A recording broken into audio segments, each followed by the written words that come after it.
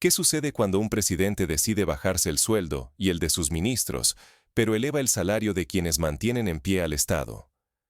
En Burkina Faso, esto ya dejó de ser teoría. Es un hecho tangible, una realidad que resuena en las calles, en las oficinas públicas y en los campos de cultivo, generando un eco que atraviesa fronteras y desafía modelos tradicionales de poder. El capitán Ibrahim Traoré tomó una decisión radical. No solo recortó los ingresos de los altos funcionarios, incluidos ministros, asesores y él mismo, sino que destinó esos fondos a mejorar la vida de los empleados públicos y administrativos. No fue un gesto vacío, sino una declaración frontal de intenciones. Es como si un director de orquesta, harto de los desafines, decidiera entregar sus privilegios para que la música vuelva a sonar en armonía para todos. Durante años, África acumuló diagnósticos, pero no avances. El obstáculo principal era una élite que cobraba por frenar el cambio, vendiendo permisos, retrasando proyectos y sosteniendo una burocracia hecha para impedir, no para construir. Traoré cortó ese círculo vicioso. Burkina Faso dejó de mendigar la aprobación de inversores externos o viejas potencias. Apostó, por primera vez en mucho tiempo, por sí mismo y por su gente. Esta valentía recuerda a otros momentos de ruptura, como cuando Thomas Sankara, a quien muchos consideran inspiración de Traoré, proclamó en los años 80 que África debía dejar de ser el basurero del mundo, apostando por la autosuficiencia y la dignidad. Lo que está en juego es gigantesco. Si la élite se aferra a sus privilegios, todo sigue igual. Pero si el líder sacrifica primero y exige lo mismo a los suyos, el equilibrio se rompe y el poder tiembla. Aquellos que se creían intocables enfrentan por fin el riesgo real de perder influencia y legitimidad ante la sociedad. En la década de los 70, cuando el presidente uruguayo José Mujica donó la mayor parte de su salario, muchos lo miraban con escepticismo, pero la población sintió por primera vez que su dirigente entendía la vida común. El caso de Traoré va aún más lejos, pues no solo dona, sino que transforma la estructura misma de la distribución pública. El liderazgo de Traoré no nació de discursos, sino de hechos concretos. La reducción de su propio salario y el de sus ministros no es solo una medida económica, es una ruptura cultural. El mensaje retumba: gobernar es servir, y el sacrificio empieza arriba. No cambió solo políticas, sino prioridades. Privilegios para pocos se transforman en dignidad para muchos. Imagina por un momento que en tu país todos los altos cargos políticos aceptaran vivir con el mismo salario que una maestra de escuela rural.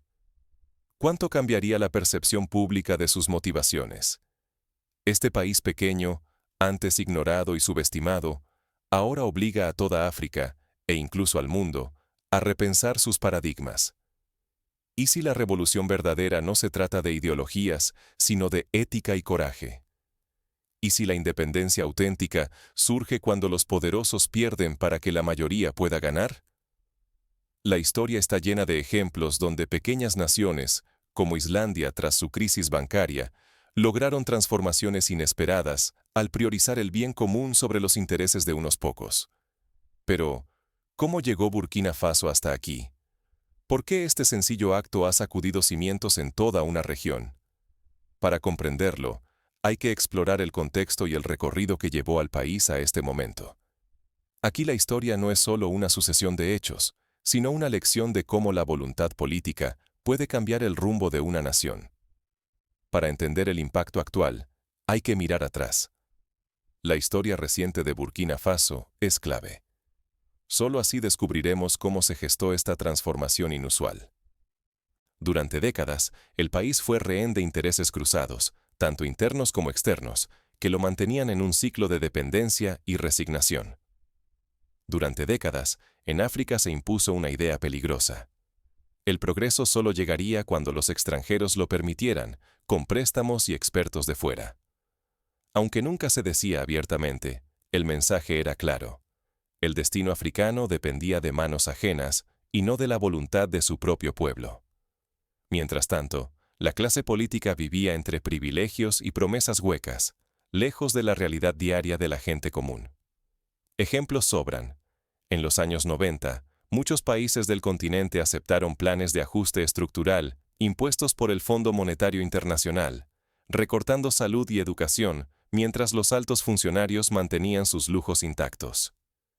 En muchos países africanos, gobernar era, en esencia, escapar de los problemas ciudadanos.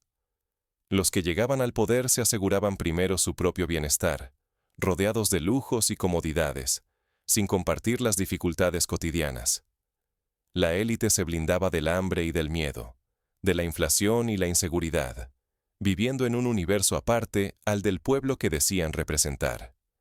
Esta desconexión no es exclusiva de África. Pensemos en las revueltas de los chalecos amarillos en Francia, donde la percepción de una élite alejada de la realidad fue el detonante del descontento popular. En ese contexto, proponer reducir los sueldos de los políticos era visto como una locura, casi un acto suicida. ¿Quién se atrevería a tocar el bolsillo de los suyos? Ibrahim Traoré lo hizo. Sin excepción, ministros, diputados, asesores, todos vieron recortados sus ingresos. No fue un gesto superficial ni una pose para las cámaras. Fue una declaración de guerra contra la resignación. Es como si en una gran empresa, el director general decidiera recortar su bono anual para aumentar el salario de los obreros que mantienen la producción. Traoré lo resumió en una frase sencilla pero disruptiva. Debemos vivir como vive el pueblo. No era retórica vacía. Era una revolución silenciosa. Al decirlo, rompía el ciclo de resignación, mostrando que liderar implica sacrificio real. De pronto, la distancia entre dirigentes y ciudadanos quedaba expuesta, imposible de ignorar. En la Sudáfrica post-apartheid, Nelson Mandela renunció a privilegios, compartió la mesa con sus exadversarios y caminó por los barrios pobres, entendiendo que el ejemplo personal es el cimiento del cambio social. Este acto desnudó la desconexión entre la élite y el resto del país, una brecha agrandada por años de privilegio institucionalizado. El recorte salarial fue una cirugía moral.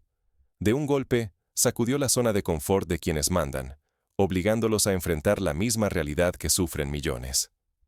La reacción fue una mezcla de sorpresa, respeto y, en algunos, miedo a perderlo todo. El impacto psicológico fue tan profundo que incluso algunos funcionarios consideraron renunciar, temerosos de perder los beneficios que durante años consideraron intocables. El riesgo era gigantesco: perder la confianza o provocar resentimiento en los círculos de poder, abrir grietas en el gobierno o incluso enfrentar rebelión interna. Pero también era la oportunidad de recuperar credibilidad, de conectar con una ciudadanía que hacía tiempo había dejado de creer en sus líderes. Era un verdadero acto de reconstrucción del contrato social.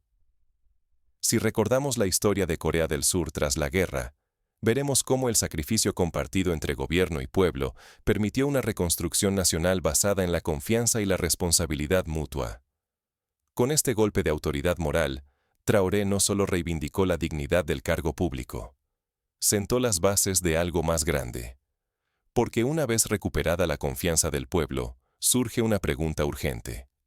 ¿Qué hará ahora con ese capital ético recién ganado?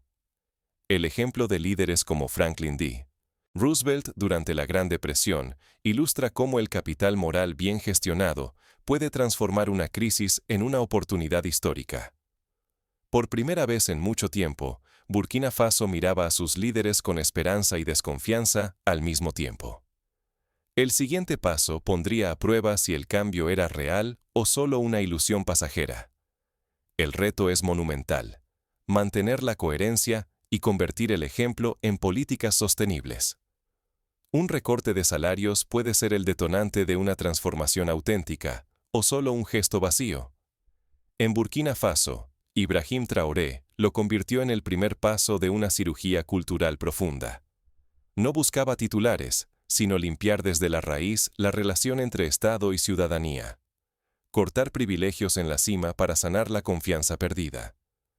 Este tipo de cirugía política, aunque arriesgada, ha sido clave en momentos fundacionales de otras naciones, como la renuncia de privilegios en la Revolución Francesa, que abrió paso a la noción moderna de ciudadanía. Traoré no actúa como político tradicional, sino como ingeniero social. Cada reforma refuerza la anterior, tejiendo una red de confianza que va reconfigurando la lógica del poder. El recorte de salarios no era mera austeridad, era el cimiento de una nueva moneda moral. Un mensaje claro. El sacrificio comienza en quienes siempre han exigido esfuerzos, pero rara vez han cedido los propios. Imagina un sistema de gobierno donde cada ley nueva se somete primero a la prueba de si los líderes estarían dispuestos a cumplirla personalmente. La confianza pública, desgastada tras décadas de promesas rotas y privilegios, solo puede recuperarse con coherencia y ejemplo. Traoré lo entendió. Cuando la renuncia empieza arriba, el Estado recupera el permiso para pedir sacrificios a todos. Esa credibilidad es el capital más valioso de un líder, pero también el más vulnerable. Si la confianza no se transforma en mejoras tangibles, el capital moral puede esfumarse en un instante. Por eso, la historia de la Rusia postsoviética enseña que los gestos simbólicos, sin resultados reales, pueden revertirse en desilusión y cinismo. Sobre esta base, Traoré apostó por el único recurso capaz de sostener una revolución: la juventud. Anunció educación universitaria gratuita y becas nacionales para que ningún talento tuviera que elegir entre estudiar o sobrevivir. El mensaje es contundente. Educar no es un gasto, sino la semilla de una nueva ciudadanía y la columna vertebral de un servicio público para todos, no solo para unos pocos. En Finlandia, la universalización de la educación fue el motor del salto cualitativo que convirtió a un país rural en una potencia de innovación tecnológica. Esta apuesta trasciende la filantropía. Es soberanía pura. Evitar la fuga de cerebros es asegurar que las mejores ideas y energías se queden en casa para construir el país. Cuando un joven burkinés recibe oportunidades en su tierra, se cultiva el futuro de una nación que aspira a dejar de depender y empezar a decidir su propio destino. A modo de ejemplo, en Ghana, el éxito de los programas de retorno de profesionales emigrados ha demostrado que invertir en talento nacional puede multiplicar el desarrollo local. Pero el desafío es enorme. Si el Estado falla en convertir esta confianza renovada en resultados reales, la decepción será instantánea y demoledora. El margen de error es mínimo, el escrutinio máximo. Cada paso es observado por quienes esperan el tropiezo y por quienes, por primera vez, se atreven a creer. Así, cada beca entregada, cada escuela inaugurada, se convierte en un pequeño referéndum sobre la honestidad del cambio prometido. Ahora la pregunta es, ¿cómo sostener esa esperanza? La siguiente jugada de Traoré pondrá a prueba la solidez de su apuesta. ¿Será capaz de transformar el entusiasmo en una estructura permanente de confianza y progreso? ¿Puede una nación pequeña desafiar el orden económico global, empezando desde el campo? Burkina Faso apuesta que sí. Cada decisión resuena más allá de sus propias fronteras, inspirando a vecinos y desafiando a viejos poderes. La agricultura ya no es solo sobrevivir, es el primer frente de una batalla por la independencia. Se mecanizan los cultivos, se reducen las importaciones europeas y asiáticas. Un solo tractor o una máquina nueva es un golpe directo al ciclo de pobreza impuesto por contratos injustos durante décadas. En Etiopía, la mecanización agrícola elevó la producción de café, permitiendo que más familias salieran de la pobreza y el país ganara autonomía en el comercio internacional. La autosuficiencia alimentaria es mucho más que resistencia. Es recuperar el control sobre lo esencial, que el precio del pan, el arroz o el maíz ya no lo dicte un mercado lejano. Cuando los barcos se retrasan o los mercados internacionales especulan, la seguridad de la población ya no depende de factores externos. Es la misma lógica que impulsó a Cuba durante el llamado período especial, cuando el bloqueo obligó a reinventar la producción agrícola local y priorizar la seguridad alimentaria sobre la dependencia. Pero Traoré comprende que la soberanía va más allá del campo. Por eso la revolución industrial comienza con una fábrica de cemento nacional. Antes, construir una casa dependía del precio global del cemento. Ahora, los costos bajan, surgen empleos, y sobre todo, se recupera una dignidad perdida durante años de importaciones forzadas. En Ruanda, la creación de industrias nacionales tras el genocidio ha sido clave para reconstruir el tejido productivo y la autoestima colectiva. Cada avance alimenta, en sentido literal, al siguiente. Es una cadena estructural. Producir más alimentos ahorra divisas, esos ahorros financian nuevas industrias, y las industrias generan empleos e ingresos fiscales. Así, el país teje una red de seguridad real, no solo retórica. El ejemplo de Vietnam es ilustrativo.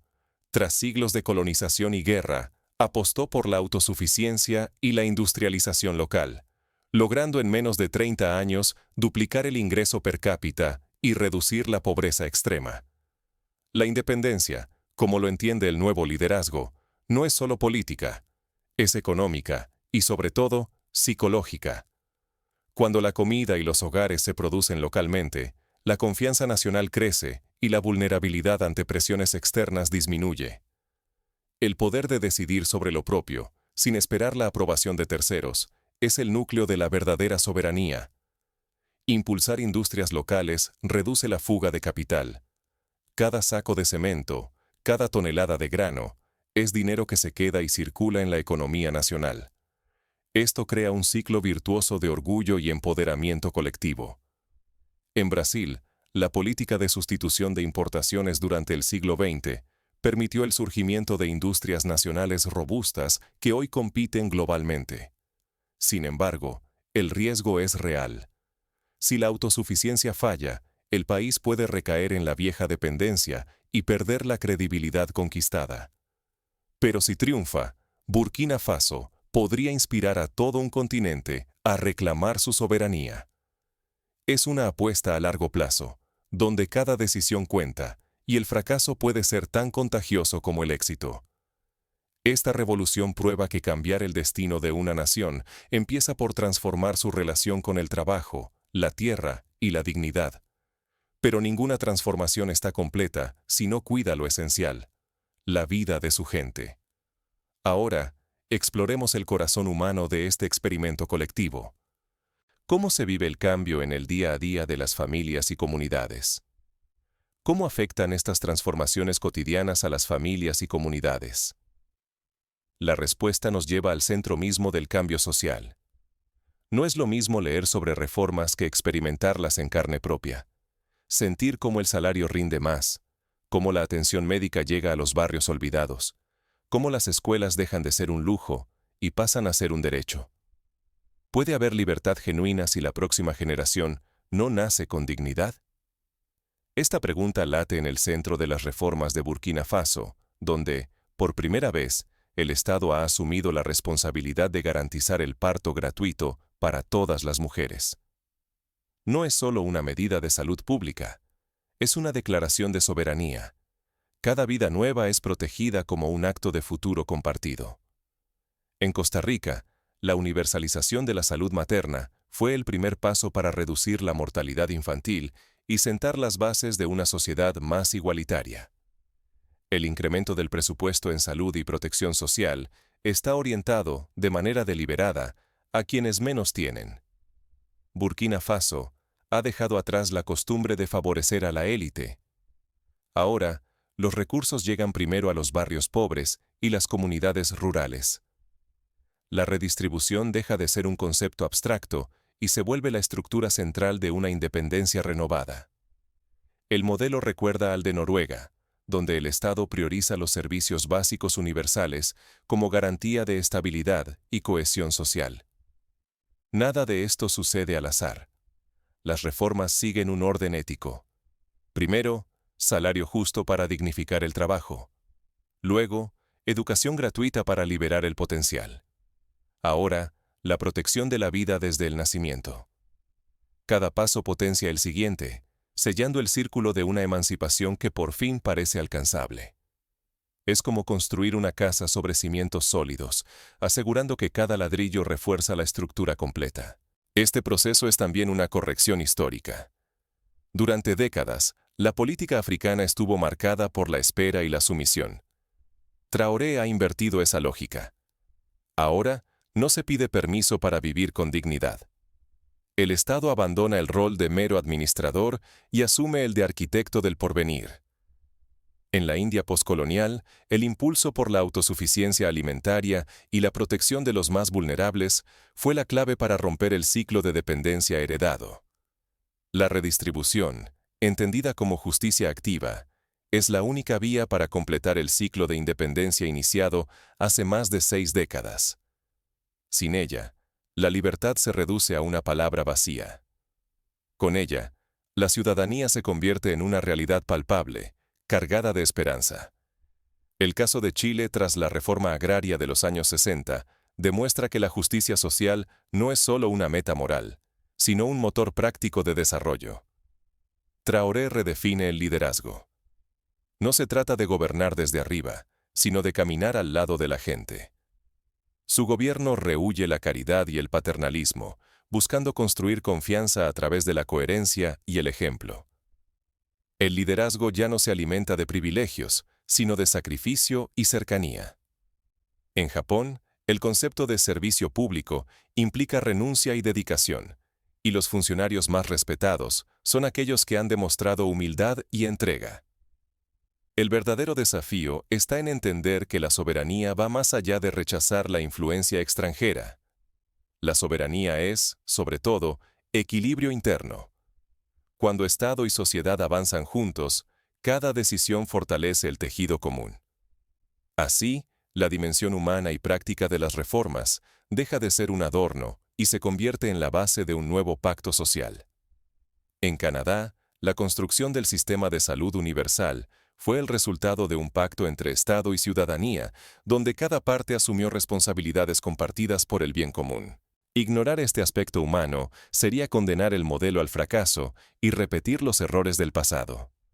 Pero priorizarlo, como hace hoy Burkina Faso, puede forjar una ética nacional resistente ante presiones externas y viejos intereses internos. Es un escudo invisible que protege la cohesión social ante cualquier adversidad. Estas transformaciones no solo reescriben el destino de Burkina Faso, sino que plantean preguntas urgentes para otros países africanos. ¿Hasta dónde puede llegar este modelo si se mantiene el compromiso y la coherencia? La experiencia de Botsuana, que apostó por la gestión transparente de sus recursos naturales, muestra que la perseverancia en la ética pública puede llevar a décadas de prosperidad. Si una nación pequeña puede reescribir su destino, ¿por qué otras siguen esperando señales ajenas? ¿Por qué tantas sociedades, con recursos y talento, siguen atrapadas en la inercia de la espera y la dependencia? Durante décadas, Burkina Faso fue visto como un espectador impotente de su propia historia. Pero bajo el liderazgo de Ibrahim Traoré, el país decidió no esperar permisos ni bendiciones externas. Se atrevió a romper sus propias cadenas con hechos, no solo con discursos. Es la misma valentía que mostró Singapur a mediados del siglo pasado, cuando apostó por la educación y la disciplina colectiva para salir de la pobreza tras la independencia. Mientras el mundo observa, la mayoría permanece inmóvil, atrapada en la rutina de esperar el momento perfecto o la aprobación de quienes jamás arriesgan nada. Pero la historia no premia la espera pasiva. Aplazar el cambio solo fortalece la dependencia y el letargo colectivo. Hay algo doloroso en desafiar el orden impuesto, pero la comodidad nunca liberó a un pueblo. La experiencia de la primavera árabe muestra que la espera puede convertirse en frustración acumulada y que la acción, aunque arriesgada, es el único camino hacia la emancipación. La libertad genuina exige sacrificio, no solo de las élites, sino de cada ciudadano corriente. Lo incómodo del ejemplo burkinés es que revela cuánto podría lograr cualquier sociedad si dejara de buscar excusas y comenzara a construir desde dentro. Cada reforma, cada recorte de privilegios, cada inversión en educación y producción local es un desafío directo al viejo pacto de sumisión. En Sudamérica, los movimientos sociales han demostrado que cuando la ciudadanía exige coherencia y participación, los cambios pueden ser irreversibles. No se trata de un país aislado ni de líderes milagrosos. Es la prueba de que la transformación real empieza cuando los gobernantes viven como su pueblo, y el pueblo exige líderes que sean ejemplo y no excepción. Esperar es fácil, actuar es duro, pero imprescindible para conquistar la autonomía, la dignidad y el futuro. La experiencia de los países nórdicos, donde la igualdad es un valor central, demuestra que la coherencia entre discurso y acción es la clave de la confianza social. La pregunta queda suspendida. ¿Cuánto tiempo más aceptaremos la espera? ¿Cuántas generaciones seguirán viendo su potencial limitado por permisos de otros? ¿Hasta cuándo el miedo al cambio seguirá imponiéndose sobre la esperanza? El giro de Burkina Faso desafía el cinismo global. Demuestra que el primer paso hacia la independencia auténtica es atreverse a incomodar. Miremos ese espejo y preguntemos, ¿qué cadenas seguimos tolerando y qué rol queremos asumir en su ruptura? La llamada está hecha. La elección